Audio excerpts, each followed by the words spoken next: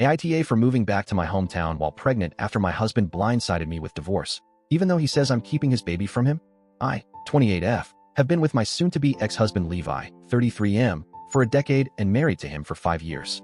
Right now, I'm 9 months pregnant with our first child. This baby was planned, not an accident, and both of us were excited when we decided to start a family. At least, that's what I thought. Levi and I met in college when I was a junior, and he was finishing up his last year. We clicked almost instantly. He was funny, confident in that West Coast laid-back surfer way, and I fell hard for him. I grew up in a bigger city in the Midwest, but after graduation, when he wanted to move back to his hometown on the West Coast, I agreed. I was in love. I thought, why not? We'll make a life together wherever we are. At first it was wonderful. His hometown was sunny, full of energy, and a major city with opportunities.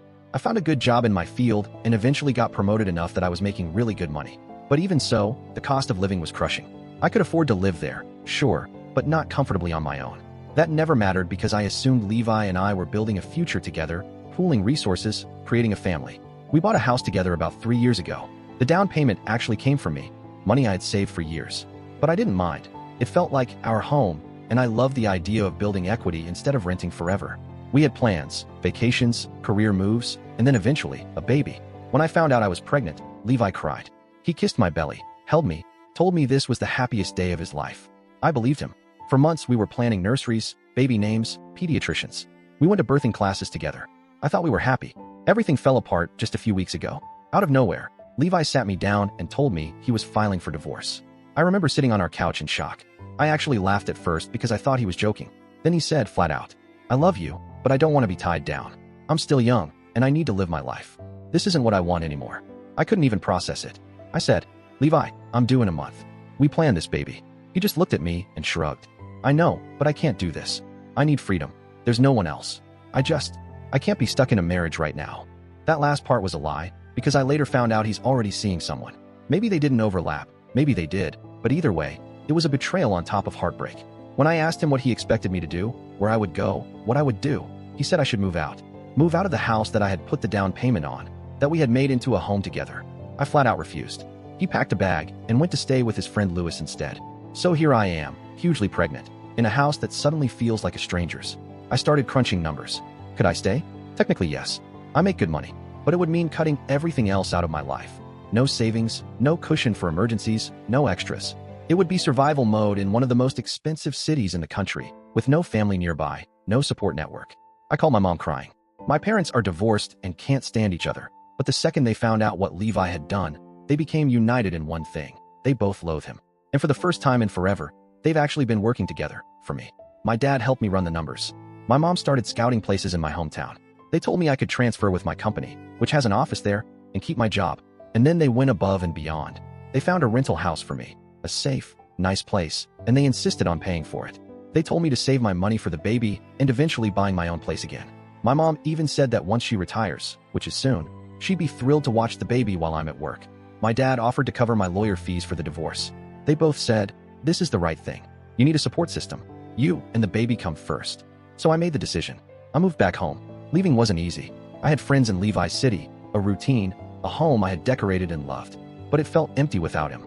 Every room reminded me of the life I thought I had, the life I thought I'd get to live. And then there was the practical side.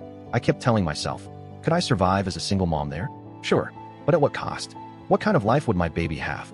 Would I burn out? Would I resent everything? Back home, I have 2 parents who love me, who are willing to help. I have lifelong friends.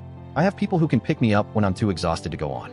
That matters so much more than trying to maintain a lifestyle in a city where I'd be completely alone. I don't see it as running away. I see it as going home to safety, stability, and love. Levi, of course, lost it. He accused me of moving just to spite him. You're doing this to keep my kid away from me. I told him no. I was doing it because I couldn't afford to be a single mom in San Diego. I told him if he wanted to be involved, he could. But that meant either moving here or making peace with being a long-distance dad. He said, that's too much to ask. My job is here. I said, then be a dad from here, through child support, through visits, through whatever effort you put in. But I can't stay just because you changed your mind about marriage. Now he's been spreading the story that I stole his baby.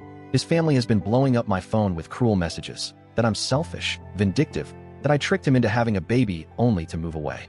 Our mutual friends have been texting me, some siding with him, some quietly telling me they think I'm right, but don't want to get in the middle. Meanwhile, my parents are furious on my behalf. My mom keeps saying, he made his choice. He doesn't get to walk out on his pregnant wife, and then complain when she chooses security for her baby. Even my dad, who normally stays calm, said, if Levi really wanted to be a father, he'd be here already. End of story. I'm stuck in the middle, 9 months pregnant, reading all these nasty texts and wondering if I'm really the villain they're painting me as. I keep second-guessing myself. I don't want to keep Levi from his child. I want my baby to have a father who's present, who cares. But I also have to be realistic. I can't sacrifice my financial stability and my sanity just so he doesn't have to make sacrifices of his own. So, AITA for moving back to my hometown while pregnant, even though it makes it harder for Levi to be in the baby's life? Am I being selfish, or am I just doing what I have to do to protect myself and my baby? Update. Hi again.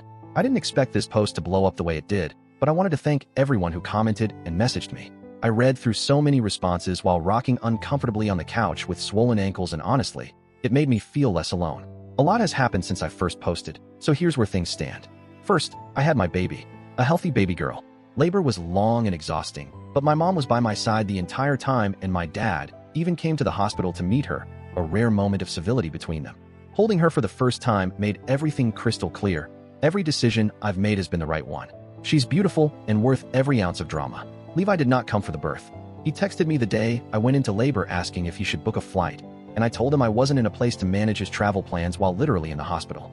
He said it was too short notice, and that he would come when it makes sense. That was the end of that. About a week after she was born, he FaceTimed me once to see her. He cried on the call, which I'll admit gave me mixed feelings. Part of me was angry that he's absent, but part of me did see that he cares in his own way. Since then, he sent a few texts but nothing consistent. He hasn't made solid plans to visit. Meanwhile, my lawyer filed for child support. Levi flipped out, saying again that I need to make up my mind about whether he's a dad or not. I told him, as calmly as I could, that being a dad is his choice. He can step up or not, but financial support isn't optional. My lawyer reassured me that given the circumstances, the courts are going to side with me about relocation and custody because I have clear proof I moved for support and stability, not to spite him. My parents have been absolute rock stars. My mom has basically moved in with me during these newborn weeks, and my dad has come by almost daily with groceries, meals, and tools to fix little things around the house. They bicker constantly, but somehow manage to team up when it comes to me and the baby. It's surreal but comforting. Friends back in Levi City have gone quiet. A couple reached out privately to say they think I'm doing the right thing, but I can tell most of them believe his version. At this point, I've stopped trying to explain myself. I'm pouring my energy into my daughter and my new normal. I don't know what the long-term relationship between Levi and our baby will look like. I'm open to him being involved, but right now, I'm not chasing him down or begging him to fly out. That's on him. I've got enough on my plate. So far, life feels calmer here. Harder in some ways, sleepless nights, feeding schedules, postpartum emotions, but safer. I look around and see my parents holding my baby, my childhood streets outside the window, and I feel like I'm exactly where I'm supposed to be.